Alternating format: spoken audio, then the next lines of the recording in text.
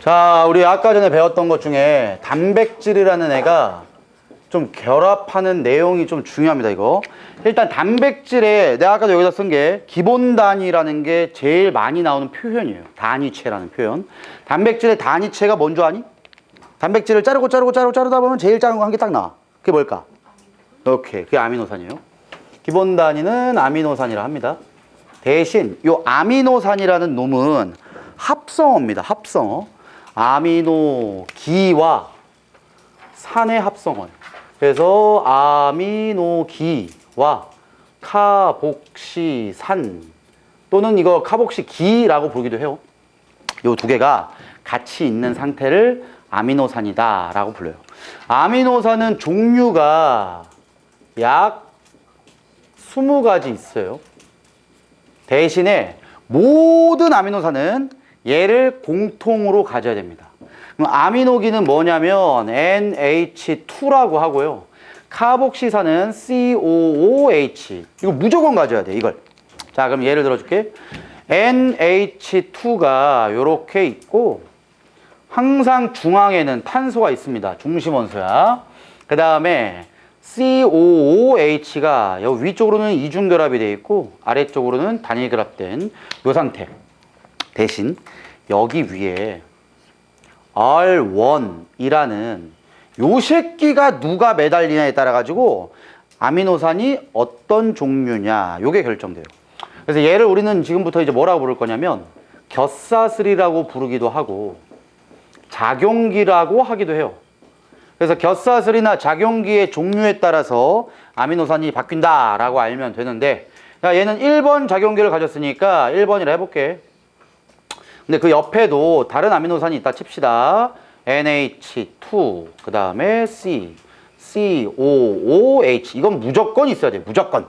근데 여기 위에 이번에는 17번 아미노산이 있대. 작용기가. 그래서 얘 아미노산을 그냥 17번이라 해보자. 야, 얘가 왜 1이고 얘가 왜 17일까? 내 생일이거든. 1월 17일. 자, 야, 근데, 진짜 됐어. 이미 지났어. 저번 주야. 자, 됐고. 자, 얘와 얘가 그냥 무작위적으로 1번부터 20번까지 내가 아무거나 쓸 거야. 그럼 여기 위에 또 다시 다른 아미노산이 NH2, 중심탄소, 이렇게 돼 있고, 여기 위에 이번에 뭐 아무거나 쓰면 돼요. R10 이렇게 쓰면 얘가 10번 아미노산이다 라고 우리는 그냥 이해하면 됩니다. 근데 실제로는 자, 이게 조그만하게 수소한 게 매달릴 수도 있거든. 근데 이거 너네 이건 절대 안 배워. 이건 고등 교육 과정이 아니야. 대학교 때 생명과학과 관련된 학과에 가면 이걸 배워요. 20개 아미노산에 이걸 다 외우셔야 됩니다. 이게 이만해요. 큰 거. 그러니까 실제는 이게 중요한 거야. 근데 우리는 고등학교 교육과정상 그것까지 다루기는 너무 어려우니까 그건 안 배웁니다. 자, 단 아미노산의 종류가 20개 정도가 되는데 일반적으로는 자, 아닌 경우도 있어. 아미노산이 연속적으로 20개 정도가 결합을 해야 이걸 우리는 단백질이다 라고 합니다. 그러니까 결국은 아미노산이 계속 연결돼야 이게 단백질이라고 부르는 거예요. 그러면 연결되려면은 요거밖에 방법이 없어요. 야, 너 나가. 나 이제 니랑 못 살겠다. 야, 너 나가. 그리고 나는 너랑 살 거다. 이렇게 연결되는 거야. 요렇게 연결이 되는 이 결합을 우린 펩타이드 결합이라고 합니다. 오늘 얘기 안 했구나. 자, 이제 내가 오늘부터 생명과학 할 때는 영어를 좀 쓸 겁니다. 내가 똑똑해 보이려고 쓰는 게 아니에요. 영어로 배우는 게 훨씬 이상적이야. 쉬운 점이 있어. 그래서 내가 영어를 좀 쓸 거고, 영어를 쓸 때는 이런 특성 때문에 쓰는구나 라고 생각하시면 돼요. 자, 다시 영어를 쓰면 좀 좋다 그랬죠?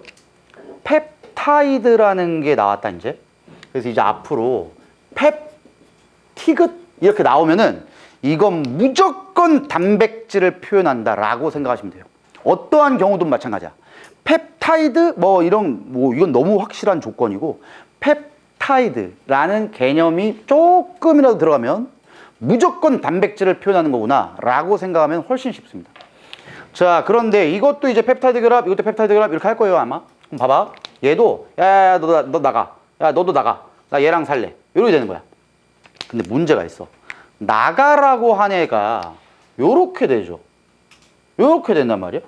야, 이걸 연결시키면 뭐가 되냐? 수소 2개, 산소 1개니까 H2O죠. 얘 뭐야, 이게? 물이잖아, 물. 결론. 펩타이드 결합을 한번 할 때마다 물 분자가 밖으로 팍 빠져나가요. 물 분자가 나가버려. 너네 세탁기에서 물 빼는 반응을 뭐라고 하냐? 탈수한다고 하잖아. 맞아.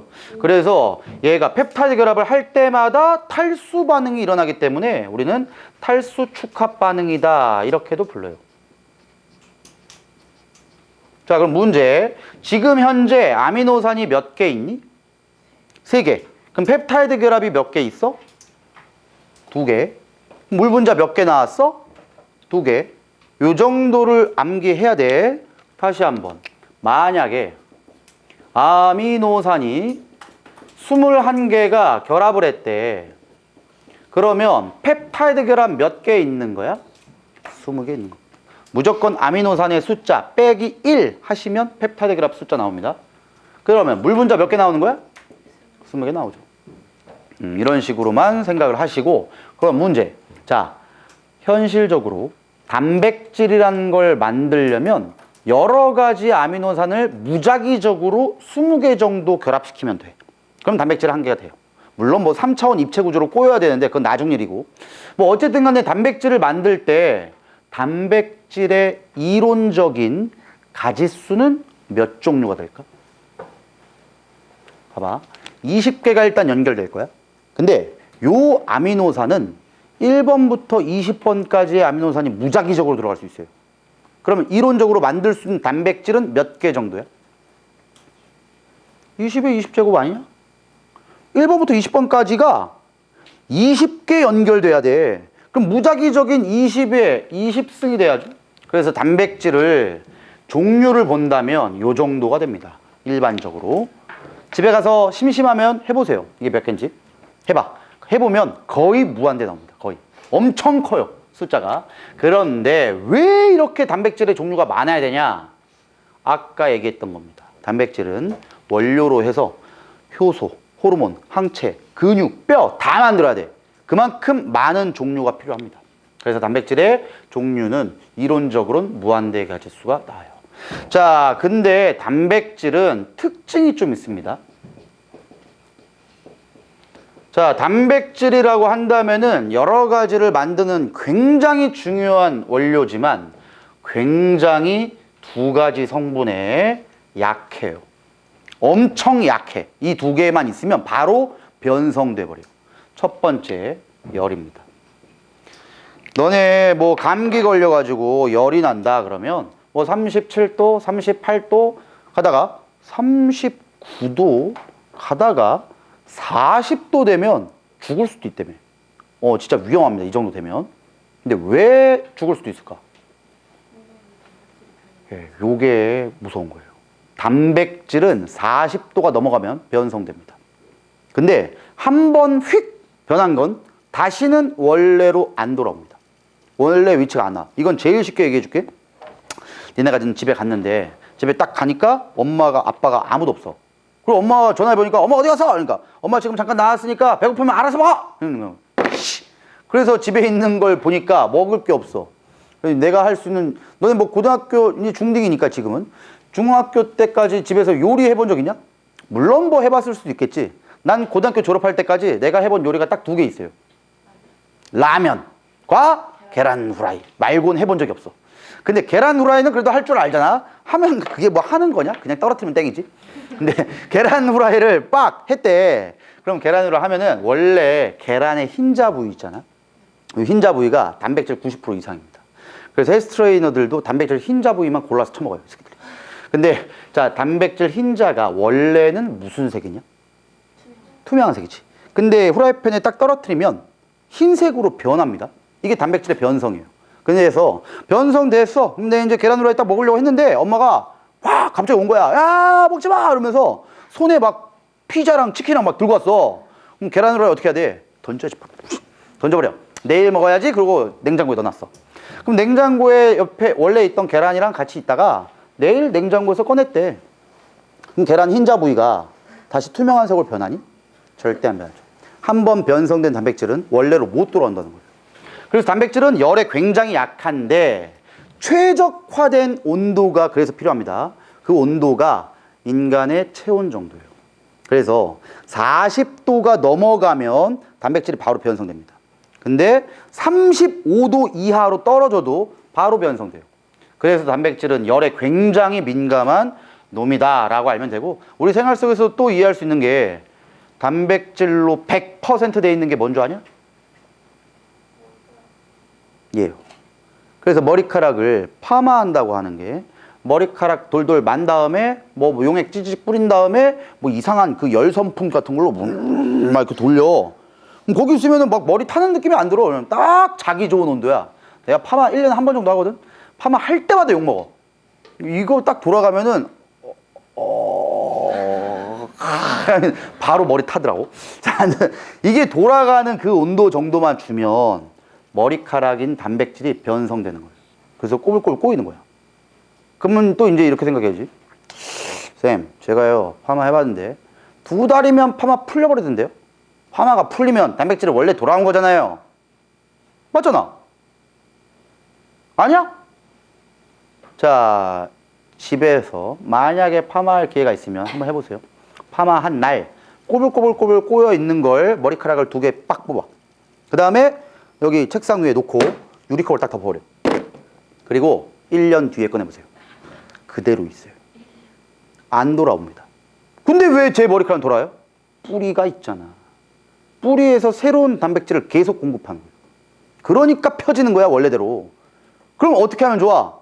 최대한 단백질을 먹지 마세요. 그러면 유지돼, 오랫동안. 해봐. 자, 아무튼 열에서 쉽게 변성이 되고, 두 번째, pH에 의해서도 쉽게 변성됩니다. 변성이 돼요, 변성. 자, 너네들도 중딩 때 배웠던 게 그래서 중요한 거예요. 중학교 때 내가 밥을 먹어. 그럼 탄수화물을 먹으면은 입에서 제일 먼저 분해가 되잖아. 어떤 효소 때문에? 아밀레이스 때문에. 단백질을 먹었대. 그럼 단백질을 먹으면은 어디서 처음 분해된대? 위에서 분해됩니다. 위. 위는 강력한 산성물질이 나옵니다. 위액이라는 염산이 나오거든. 이 염산에 의해서 단백질이 다 쪼개지고 분해돼 버리는 거야. 그래서 단백질은 굉장히 pH에 약하다라면 돼요. 자, 이제부터 내가 아까 계속 영어 얘기했는데 이 정도 기억합시다. 이제 니네 이제 앞에 항상 문제 나올 때 접두사에 앞쪽에 A가 나오잖아. 한 개의 뜻입니다. 한 개. 한 개. 그럼 앞에 A가 나온 게 뭔데요? 여기 나왔잖아. 아미노산이 아미노 HC 이렇게 불러요. 그러니까 아미노산 자체가 그냥 한 개의 뜻이에요. 그냥 단백질의 단위체라는 표현입니다. 근데 2개가 있잖아. 그럼 우리 뭐라고 표현하는 줄 아니? 2개가 있으면 다이로 표현합니다. 다이. 너네가 알고 있는 제품 중에 다이가 붙어있는 제품, 과학 제품 중에 뭐 있는 줄 아니? 다이오드가 있죠. 발광 다이오드, 유기발광 다이오드, LED 이런 거. 다이오드는 반도체 2개를 접합시킨 겁니다. 2개요, 2개. 그러면 너네 삼각형이 영어로 뭐냐? 그게 3개야. 앞에 접두사가 붙어 있으면, 트리가 붙어 있으면 이거 3개입니다. 3개. 그리고 우리 과학적으로도 반도체 얘기했으니까 반도체 2개 붙이면 다이오드라고 하는데 3개 붙이잖아? 그게 뭔 줄 아냐? 반도체 3개 붙인 거를 트랜지스터라고 부르는 거예요. 트랜지스터가 3개 붙였다는 거야. 4개는요, 쌤? 4개는 없어. 여러 개라는 게 있습니다. 여러 개 있으면 앞에 접두사에 뭐 붙이는 줄 아냐? 폴리를 붙이는 거야, 폴리. 그래서 니네들이 아마 중딩 때 들어봤을 거예요. 이렇게 붙이면 펩타이드 결합이 존나 많음. 이 뜻이잖아. 이걸 우리는 폴리펩티드 사슬이라 하는 거예요. 들어봤어야 되는데 소화 과정일 때 폴리펩티드, 폴리펩타이드라고 나오는 게 결국은 단백질에 조금 잘라준 정도, 여러 개의 아미노산이 있는 걸 폴리펩타이드를 합니다. 근데 접두사에 이제 다이가 아니라 D가 붙을 수 있어요. D. D가 뭘까? 힌트. 키보드에도 있잖아. 델리트 있잖아. 얘가 탈이라고 해서 없애다의 뜻이에요. 자, 이 정도의 표현을 알아야 훨씬 더 이해가 편합니다. 지금부터 공부할 내용 때문에. 우리 아까 전에 인간의 몸을 구성하는 순위 중에 1등 물, 2등 단백질, 3등 지방, 4등이 뭐랬어? 4등이 핵산이랬죠. 자, 핵산이라는 게 네 번째로 우리 몸을 구성하는 제일 많은 양이에요. 핵산은 영어로 뭐라고 할래? 핵을 영어로 뭐라 하냐? 왜 여길 봐? 여기 없어 이 새끼들아. 뉴클리어라잖아. 근데 이걸 뭐 이제 조사냐, 뭐 부사냐 이런 거에 따라서 약간 다른데 우리는 이제 뉴클레이크라고 합시다. 갑자기 왜 5번이 됐어? 4번. 뉴클레이크라고 할게. 요게 핵이에요, 핵. 자, 산성이다. 그럼 영어로 뭐라고 할래? 산성. 참, 진짜 니들은 센스가 없구나. 썼잖아, 저기. 아미노산. 에이시드가 산성이에요. 그리고 염기성은 뭔지 아냐, 혹시? 염기성. 쌤, 영어 진짜 싫은데 왜 또 영어예요? 나오니까 하는 거예요. 염기성의 뜻은 베이스로 합니다. 베이스. 자, 어쨌든 핵산은 뉴클레익 에이시드 이렇게 불러. 이거 어디서 좀 보지 않았냐? NA가 뭐야? 나트륨 이러지. 그게 DNA, RNA예요. 그러니까 결국 DNA, RNA는 뉴클레익 에이시드의 약자를 표현한 겁니다. 그럼 쌤 D가 뭔데요? 그렇지, 그걸 나와야지. 디옥시 리보 뉴클레익 에이시드. R은 그냥 리보예요. 자, 얘는 당연히 알 리가 없어요. 리보스라고 합니다. 자, 요건 좀 이따가 할 거니까 그냥 이렇게만 알면 돼. 자, 얘가 얘랑 똑같죠. 그럼 리보스야, 얘도. 당의 이름이에요, 이건. 당의 이름. 좀 이따 할 거니까 됐고. 여기 그래서 내가 얘기한 거야.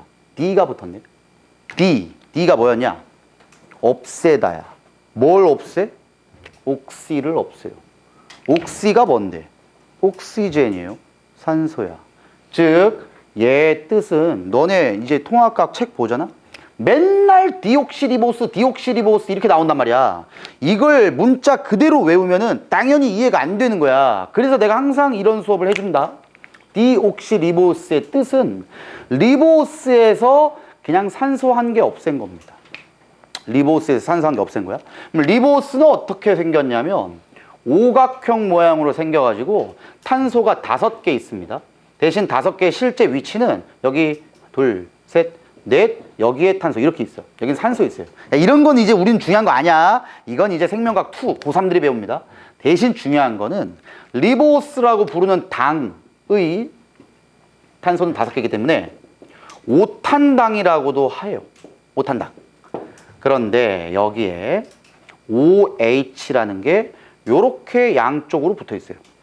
요 구조가 리보스야. 좀 이따 할 건데 일단은 구조는 외웁시다. 리보스. 근데 디옥시리보스의 뜻이 뭐다? 산소를 한 개 없앴어. 리보스에서. 디옥시리보스는 그냥 이거예요. 이거밖에 없어요. 그러니까 요 한 개 차이 때문에 말이 바뀌었지만 이걸 이해를 해야 훨씬 쉽게 접근이 됩니다. 자, 이래서 이제 핵산에 대한 개념을 얘기를 할 때가 됐다.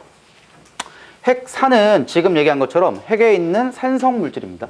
그럼 핵에 있는 산성 물질인데 DNA와 RNA의 공통점과 차이점이 좀 있어요. 자, 얘들은 일단 공통점은 얘들의 단위체 이름이 똑같습니다.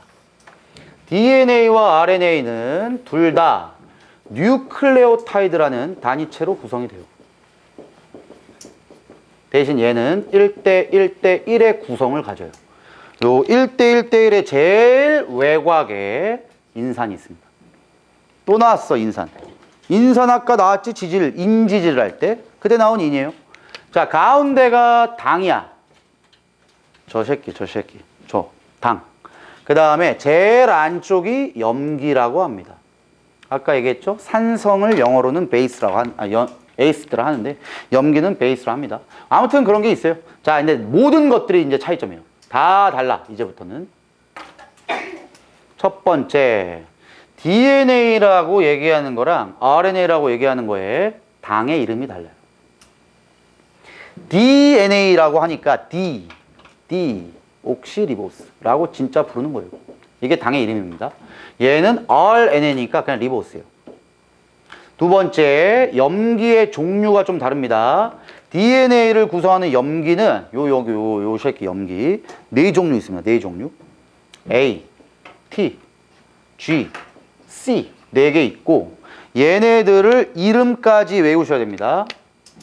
아데닌, 타이민, 구아닌, 사이토신 요렇게 해서 이름까지 알고 있어야 돼.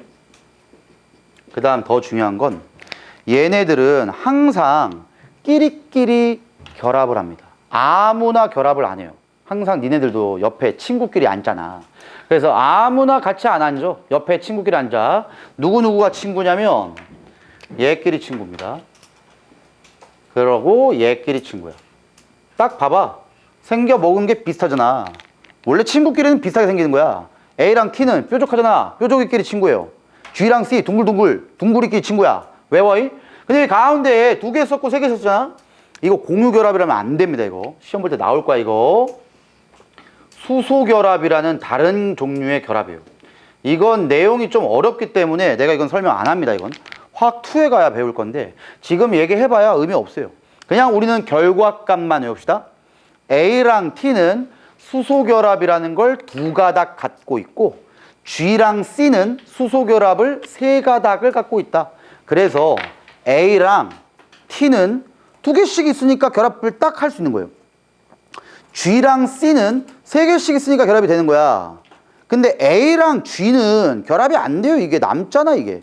그래서 인력이 다르기 때문에 결합이 안 된다 라고 하고 서로 짝꿍이 있다라는 걸 우리는 상보적 결합을 한다 라고 표현합니다. 상보적 결합한다. 근데 RNA 염기도 거의 똑같아. 하나만 달라요. 타이민만 바뀌어. 이 DNA의 타이민이라는 염기만 유라실이라는 염기로 바뀝니다. 유라실이라고 해요. 유라실. 그래서 일단 상보적 결합은 똑같아요. A랑 U가 이번에 두 가닥의 수소 결합을 하고 G랑 C는 뭐 그대로 세 개의 수소 결합을 한다. 이렇게만 정리하면 됩니다. 자, 다음. 자, 이거는 너네들도 한번 들어본 적이 있을 거야. 구조가 다르죠. 근데 DNA를 그릴 때 맨날 어떻게 그리냐? 요리 그리지 않냐? 이게 DNA잖아, 이게. 이런 식으로 아마 그릴 거예요. 그래서 구조는 얘를 우리는 뭐라고 표현하냐면은 이중 나선 구조다. 이렇게 불러요. 근데 RNA는 한 줄이에요, 한 줄. 얘를 단일 나선 구조다. 이렇게 불러요. 그래서 구조가 조금 다르고 마지막이 제일 중요합니다. 그럼 왜 쌤 DNA도 있고요. 왜 RNA도 있어요? 역할이 다르거든요. 역할. 자, 역할은 DNA의 가장 중요한 역할. 유전 정보를 저장하는 역할을 가졌어요. 근데 RNA는 유전 정보를 전달하는 역할을 갖습니다. 그 다음에 여기 뭐 동패고도 있겠지만 동패고는 뭐 심화고도 있을 거고 학교에서 이건 안 배울 거야. 지금 내가 얘기할 거. DNA는 종류가 하나밖에 없어요. 그건 DNA는 DNA야. 근데 RNA는 종류가 3개 있습니다. 운전고만 배울 겁니다. 이건 지상고도 안 배울 거야. 원래 우리가 배워야 되는 RNA는 rRNA, 리보소말 RNA라고 하고 mRNA, 메신저말 RNA라고 불러. 그 다음에 tRNA에서 트랜스포 RNA 3가지가 있습니다. 우리가 통합과학 때 배우는 놈은 유일하게 얘만 배웁니다. 그래서 내가 지금부터 표현하는 모든 RNA는 메신저말 RNA다. mRNA구나. 요 정도만 기억하세요. 운전고는 학교 부교재에 있기 때문에 그냥 써주는 거다. 그래서 rRNA와 tRNA는 우리는 다루진 않을 거예요. 대신 운전고 시험 기간 땐 tRNA 정도는 얘가 얘기를 할 거야. 그건 나중에 할 거고, 이건 배울 필요가 전혀 없는데 자꾸 니네 학교에선 배우고 있어. 그래서 몰라도 됩니다. 운전고 아니면 학교는. 그래서 이런 게 있다는 것만 알고 있으면 돼요. 자, 그런데 지금 봐봐. 유전 정보를 저장까지는 알겠어.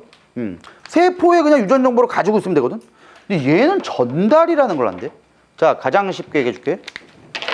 오늘 학원에 와서 내가 수업을 딱 하려고 하는데 어떤 애가 한 명 딱 온 거야. 쌤, 죄송한데요. 책을 안 가져왔어요. 복사 좀 해주세요. 알았어. 자, 그럼 복사를 할 때 가장 원리는 얘를 P입니다.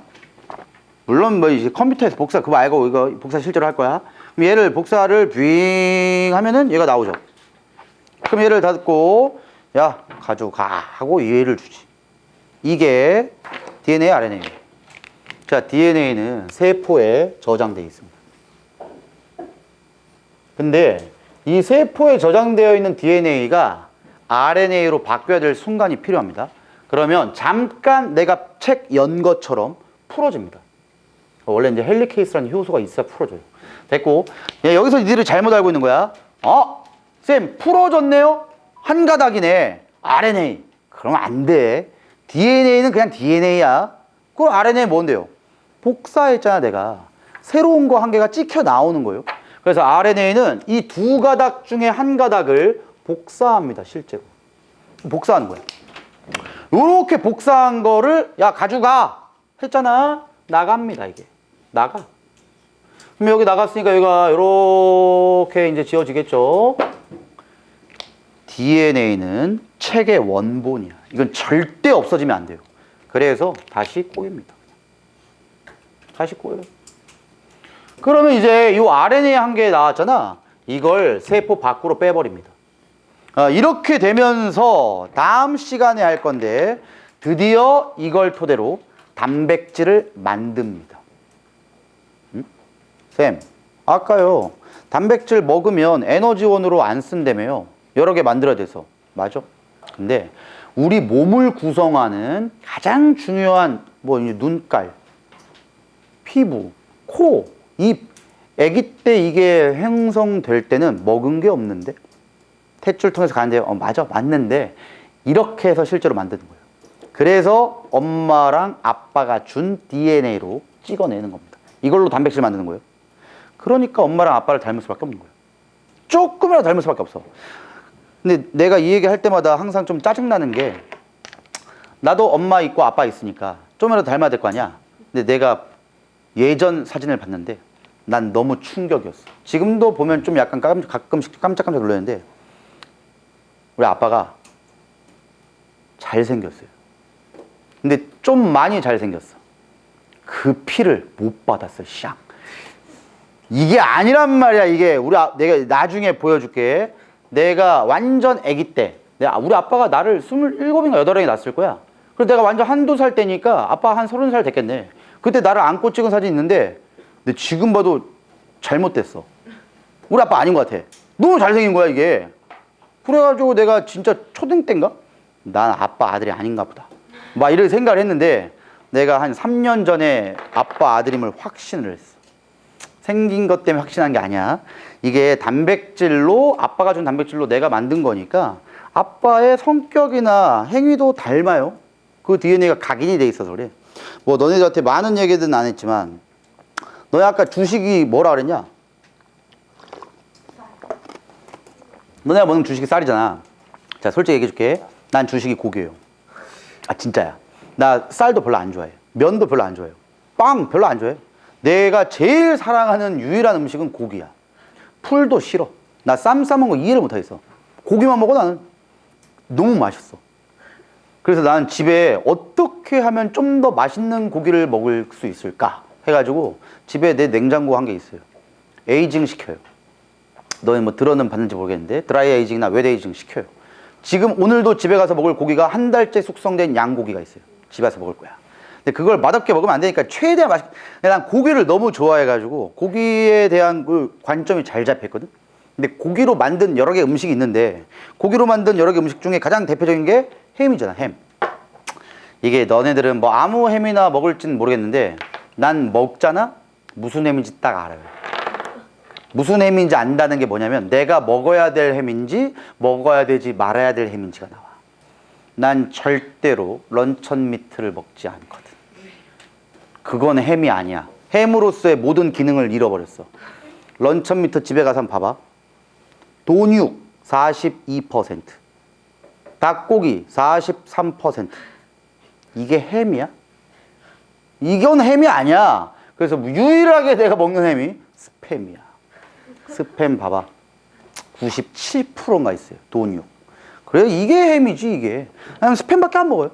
근데 스팸 말고 다른 햄은 입에도 안 돼. 근데 최근에 뭐 신제품 나왔다 그래가지고 한 개 먹어봤는데 야 이건 맛있더만. 만약에 마트를 엄마랑 따라갈 기회가 있으면 사세요. 덴마크 햄이야. 덴마크 햄. 존맛탱이야 이거. 야 고기 내 별명이 공룡이에요. 공룡. 고기밖에 안 먹어가지고 공룡이야. 근데 진짜로. 근데 공룡님께서 말씀하실 정도면 진짜 맛있는 거야. 그 덴마크 그 봐봐 뒤에 99점 몇 프로야. 돈육이 존나 맛있어요. 근데 내가 안 먹는 걸 떠나가지고 증오하는 햄이 있어. 그 니네가 좋아할 수도 있어. 내 이게 제일 싫어. 이건 음식이라고 가치가 없어. 뭐냐? 분홍색 햄이야. 이건 햄이 아니야. 이건 잘못된 음식이야. 너네 그 분홍색 햄 뒤에 봐봐. 돈육, 그 뭐 돈육도 없어. 닭고기 뭐 30몇 프로고 다 밀가루야 그거. 야 먹으면 그 밀가루 찐득찐득한 맛 안 나냐? 이건 햄이 아니야. 근데 내가 이 얘기를 왜 하냐면은 한 2년인가 3년 전에 됐어. 집에 가가지고 아빠랑 밥을 먹었는데 아빠가 밥 먹다가 엄마가 이제 몇 반찬을 준 것 중에 햄이 있던 거야. 아빠가 딱 먹고 에이 그거 안 먹는 거야. 아빠가 왜 안 먹을까? 에휴 네 엄마가 요즘에 돈이 없나 스팸을 안 줘 이러는 거야.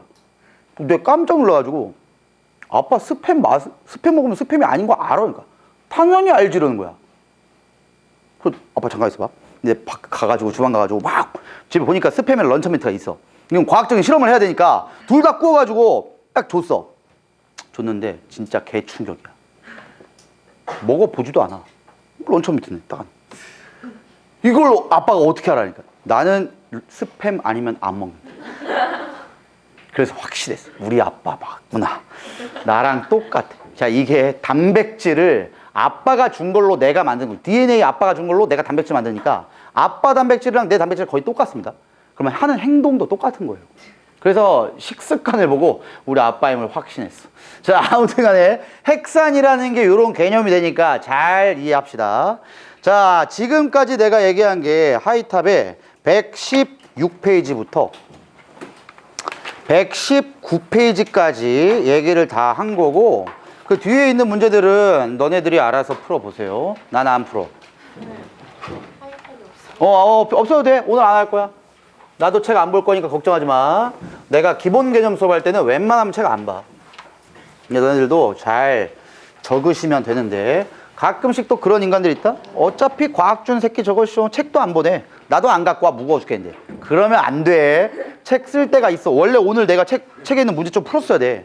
문제 풀었어야 되는데 너네 쌉소리를 내가 너무 많이 해가지고 못 푸는 거예요. 자 이제 뒤로 갑니다. 이제 지금부터 내가 설명할 거는 저 뒤에 생명 시스템이라는 거 할 거고 260페이지부터 할 겁니다. 자 좀만 하고 쉬었다가 합시다. 자 일단 우리는 인간을 구성하는 가장 기본 단위부터 공부를 해야 돼요. 인간을 구성하는 제일 기본 단위체가 뭐냐? 세포부터 출발이죠. 세포.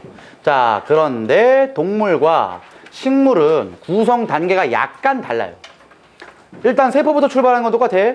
자 그러고 세포들의 모임을 뭐라 부르니? 중딩 때 배웠다잉. 세포들의 모임. 누구 얘기했는데? 영어로는 티슈라고 해요. 티슈. 조직이랍니다. 조직. 자 조직이 모이면은 여기서부터 약간 갈림길이 펼쳐져. 동물은 조직의 모임을 기관이 된다라고 하고 기관의 모임이 기관계가 된다라고 하는데 식물은 조직이 모이면 조직계가 됩니다. 조직계가 모여서 기관이 돼요. 이렇게 마지막으로 얘네들이 모이면 한 마리의 개체가 됩니다. 그래서 식물만 특징적으로 갖고 있는 개가 조직계고 동물만 갖고 있는 개를 기관계라고 합니다. 그럼 동식물의 공통점이다라고 하려면 세포가 모이면 조직, 조직이 모이면 기관, 기관이 모여서 개체가 된다. 공통점만 얘기하면 그렇게 얘기해야 돼. 일단은 이 정도까지 기억하면은 오늘 우리가 배울 마지막 내용은 얘입니다. 세포 구조에 대해서 지금부터 배울 거예요. 세포 구조. 그래서 세포가 동물과 식물이 어떤 특징을 갖고 있고 어떤 차이점이 있냐. 이거 지울 겁니다, 이제. 자, 세포 봅시다, 이제. 자, 일단은 내가 이제 앞으로 동물 세포를 그릴 때 동그라미로 그릴 거예요. 그 다음 식물 세포를 그릴 때는 네모로 그릴 거다. 자, 왜 다르게 그릴까? 아까 잠깐 얘기했다. 동물은 갖고 있지 않는, 식물만 갖고 있는 구조가 있죠. 세포, 벽. 그래서 식물은 네모나게 생긴 게 아니야. 세포 벽이 있기 때문에 일정한 형태를 유지합니다. 동물도 동그랗게 생긴 게 아니야. 예, 얘는 형태가 없어요, 그냥. 자, 여기에 있는 안쪽에 있는 세포 소기관에 대해서 이제 공부를 할 거예요. 자, 가장 대표적인 세포 소기관은 아까부터 얘기했던 DNA가 들어있는 핵이죠, 핵. 자, 당연히 식물도 핵이 있어야지. 그래서 동물이든 식물이든 공통적으로 핵을 갖고 있어요. 자, 근데 방금도 내가 핵에서 뭐 빠져나가는 거 얘기했잖아. 핵에서 RNA가 빠져나가면 단백질 만든댔지. 그 과정을 쭉 배울 겁니다. 자, 그럼 핵에 연결되어 있는 다음 구조물이 이렇게 생깁니다. 자, 얘는 점점점점점점 이런 것들이 막 붙어 있어요. 요 구조물 자체를 우리 뭐라고 하냐면 소포체라고 할 거예요. 근데 점점점점점 얘네들을 우리는 뭐라고 할 거냐? 리보솜이라 할 겁니다. 그래서 지금 동물과 식물은 다 공통적으로 갖고 있어요. 자, 그 다음에 여 밑으로 가게 되면은 약간 비슷하게 생기겠는데 약간은 다르게 생긴 구조물이 나옵니다. 난 그림 못 그리니까 그냥 내가 이렇게 그리는 거야. 골지체라는 놈이 있어요. 얘도 동물과 식물이 공통적으로 갖고 있습니다. 자, 이제 역할을 아셔야 돼요. 역할. 첫 번째, 소포체 말고 리보솜부터 합니다. 자, DNA가 잠깐 풀어지면 RNA로 복사 안 됐지. 그 복사된 RNA를 밖으로 내버려. 내버리면 리보솜으로 합니다. 여기서 단백질을 합성합니다. 단백질을 합성하는 장소가 리보솜이에요. 그 리보솜이 여기도 있지만 여기도 있죠? 원래 여기로 가는 거예요, 여기. 위에 있는 리보솜. 뭐 합성했으면은 밑으로 내려줘야 돼. 그걸 얘가 합니다. 그래서 소포체는 단백질의 이동 통로다라고 생각하시면 돼요. 그러면 이제 골지체까지 가면은 만들어냈던 요 단백질을 분비소낭이라는 거에 싸서 포장한다는 거야, 포장. 분비소낭이라는 것에 싸서 밖으로 버려버려요. 세포 밖으로 분비합니다. 그래서 골지체는 단백질을 포낭에 싸서 제일 중요한 건 분비해준다. 이렇게 알면 돼요. 그래서 이거 하나하나씩 외우기가 좀 힘들면 이렇게 외우세요. 소포체는 단백질 이동, 리보솜은 단백질 합성, 골지체는 단백질 분비. 이렇게만 알아도 기본 문제는 다 풀어요. 자, 이렇게 되면은 만들어냈던 단백질을 밖으로 보냅니다. 그럼 밖으로 보내가지고 필요한 곳으로 가게 되는 거야. 그럼 필요한 곳에 가면은 효소, 호르몬, 항체 이딴 걸 만드는 거예요, 얘가. 자, 됐어. 자, 그런데 세포에는 얘만 있진 않아요. 너희들도 알아야 되는 게, 우리도 지금 나도 내가 막 수업하고 있을 때마다 에너지를 쓰잖아. 요 에너지를 만드는 장소가 어디니? 세포에 누가 에너지를 만들어? 이런 거 본 적 없냐?